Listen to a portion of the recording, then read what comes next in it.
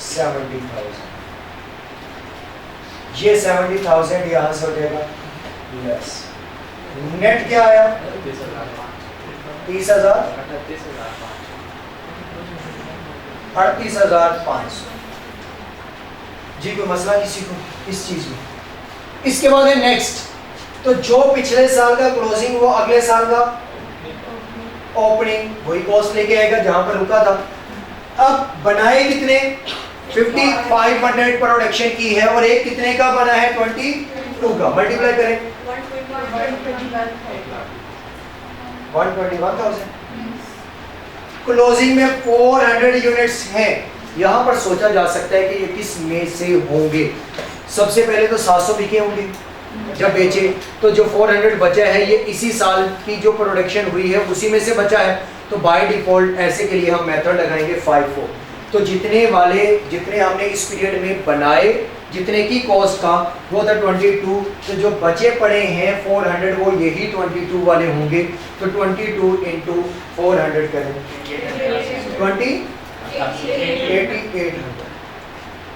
8800 यहाँ से हो जाएगा माइनस, तो इनका नेट करके लिखवा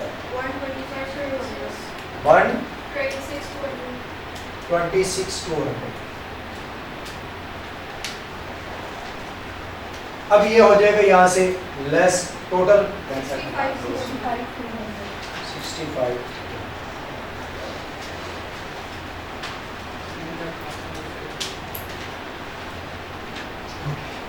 ये हमारा है ग्रॉस कंट्रीब्यूशन। अब हमने ग्रॉस को किस में कन्वर्ट करना है? नेट कंट्रीब्यूशन में। इसके लिए हम यहां से लेस करेंगे वेरिएबल सेलिंग एक्सपेंस, क्योंकि सारी वेरिएबल करने के बाद ही नेट पे आएगा। वेरिएबल सेलिंग एक्सपेंस अगर डायरेक्ट लेके मतलब नेट पे लेके आना है तो, वरना डायरेक्ट भी आप लेस करके खर्चे सारे एडमिन सेलिंग सारे एक साथ माइनस कर सकते थे। वेरिएबल सेलिंग कितने यूनिट्स बेचे? 5000। एक यूनिट को बेचने का खर्चा 2 रुपए था तो 10,000। फिर कितने बेचे? तो 7,000। और फिर कितने बेचे? 58। तो हमारा कितना बन जाएगा? 11,000। ये माइनस करने के बाद हम कहां पर आएंगे? Net contribution. कि हमने अब सारे खर्चे वेरिएबल क्या कर दिए हैं? माइनस कर दिए। तो यहां बचेगा 50,000, यहां पर 31,500 और यहां पर 40 है 53,600। ये आ गया नेट कंट्रीब्यूशन। अब इस नेट कंट्रीब्यूशन के बाद हमने कहां पर जाना है? नेट प्रॉफिट तक जाना है। जब नेट प्रॉफिट तक जाएंगे तो अब हमें क्या करना पड़ेगा? फिक्स्ड कॉस्ट को माइनस करना पड़ेगा। और फिक्स्ड कौन से वाले? जो एक्चुअली हुए हैं, यानी कि जब हम लेस करेंगे इसमें से फिक्स्ड, तो फिक्स्ड में फिक्स्ड पर यूनिट वाली नहीं लेस होगी, जो फिक्स्ड खर्चे एक्चुअली हुए वो लेस होंगे। तो वो कितने कितने थे जी? Less fixed FOH। एडमिन के कोई खर्चे हैं? एडमिन के कितने हैं? तो फिर हम क्वेश्चन बना लेते हैं कि फिक्स्ड कॉस्ट। अब लेस करने लगे हैं फिक्स्ड कॉस्ट, और फिक्स्ड कॉस्ट के दो क्वेश्चन हो जाएंगे, एक फिक्स्ड FOH वाली और एक एडमिन और सेलिंग। बल्कि एडमिन वाली सेलिंग के ऊपर चलेगी, फिक्स तो कोई सेलिंग का था ही नहीं, वेरिएबल ही था, वो कर दिया। वैसे हेडिंग में यही होता है कि एडमिन एंड सेलिंग जो फिक्स में हो, लेकिन हमने सेलिंग को ऊपर ही कर लिया है क्योंकि वेरिएबल सारे करने के बाद मैं नेट पे आ गया, और इसके बाद एडमिन के जो फिक्स होंगे वो लिख दिए। FOH एक्चुअल कितना था? 14,800 लेस हो जाएगा, और 16,200, 15,500 ये लेस हो जाएगा। इसके बाद एडमिन के खर्चे 5,000, 6,000 एंड 7,000। नेट बता दें मुझे कैलकुलेट करके। नहीं अभी रुक जाए, आप रुक जाए।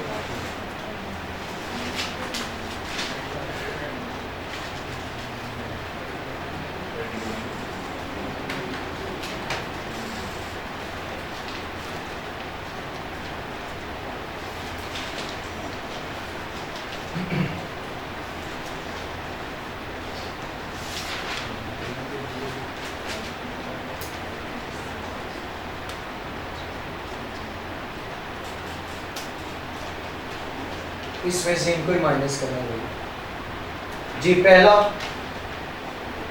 पहले सब 30,200।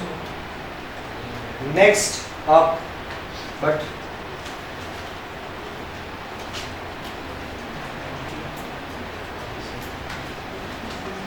यही है 9700 चेक करने के बाद आप फरहाद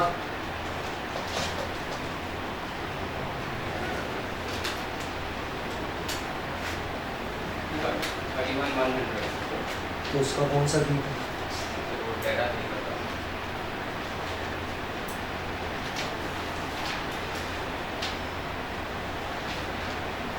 ये हमारे पास क्या निकला है net profit under marginal and absorption, sorry under marginal costing. Marginal costing के अकॉर्डिंग ये प्रॉफिट निकला है। फिर हम निकालेंगे अब्जॉर्प्शन से, फिर इनके प्रॉफिट में जहां गैप वो कमी पेशी है उसे रिकॉन्साइल करें।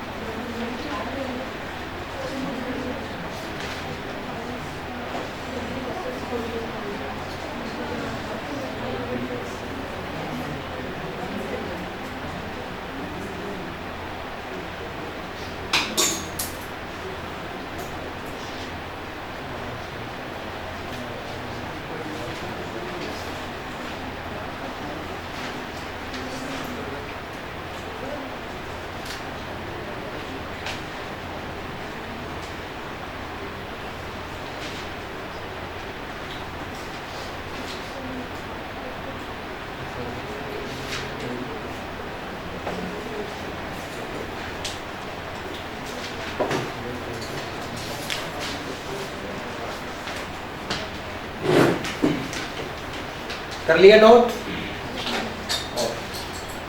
नेक्स्ट है जी income statement for the year under absorption costing, year 1, 2 and 3। सबसे पहले आ जाएंगी सेल्स, और सेल्स हमारे पास वैसे ही वो वाली होंगी क्योंकि सेल प्राइस में कोई भी कमी नहीं है, ना ही कोई चेंज है, और हमने सेल भी सेम ही किए हैं।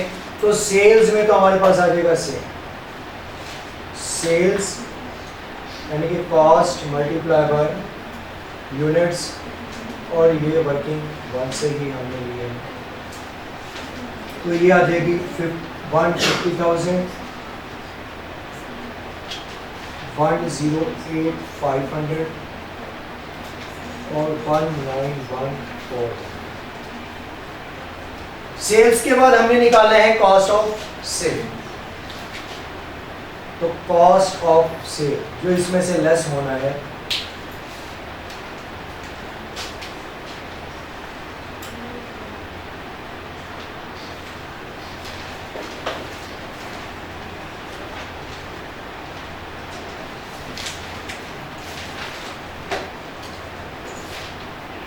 ओपनिंग वर्क इन प्रोसेस, फिर होगा कॉस्ट ऑफ गुड मैन्युफैक्चर और minus closing work in process.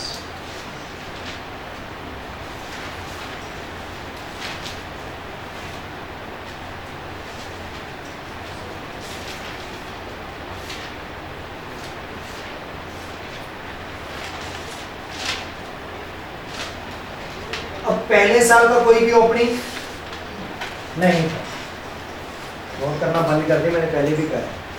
मेरे ख्याल मैंने इस क्वेश्चन के बाद भी टाइम दिया था, लेकिन आप साथ साथ सॉल्व कर रहे थे। इस टाइम आपके हाथ में कैलकुलेटर होना चाहिए, आपके पास पेपर या टेस्ट डिस्कस नहीं कर रहे। ये कॉन्सेप्ट है।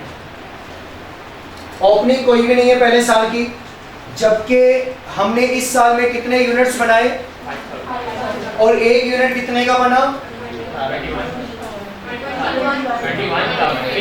ऑब्जर्वेशन से कर रहे हैं।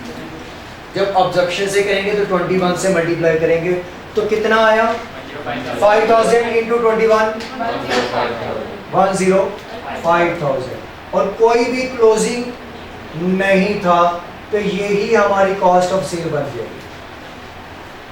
तो 105,000 हमारी कॉस्ट ऑफ सेल, तो 45,000 क्या होगा? 45,000 क्या कहलाएगा जी? Gross profit. क्योंकि अब इसके अंदर सारी हमारी कॉस्ट आ गई है तो ग्रॉस प्रॉफिट। इसके बाद पिछले साल का कोई क्लोजिंग नहीं है तो ओपनिंग भी नहीं होगा। फिर हमने 4200 यूनिट्स प्रोड्यूस किए, एक 23.5 का हुआ तो मल्टीप्लाई करवाएं जी।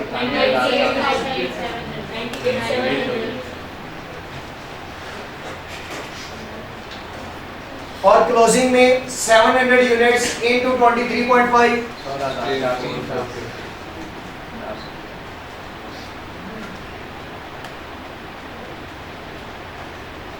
नेट करके बताएं जी।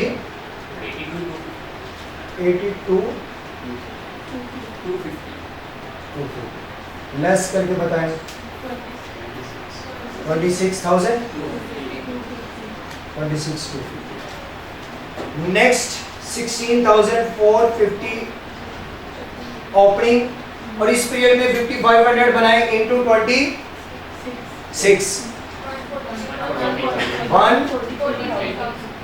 143,000 और क्लोजिंग में 400 यूनिट्स। ये लास्ट रो से आंसर आना चाहिए।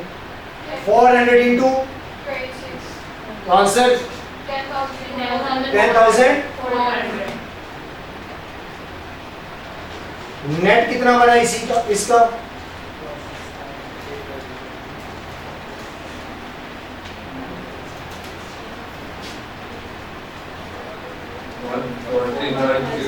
वन फोर 9,505 नेट करके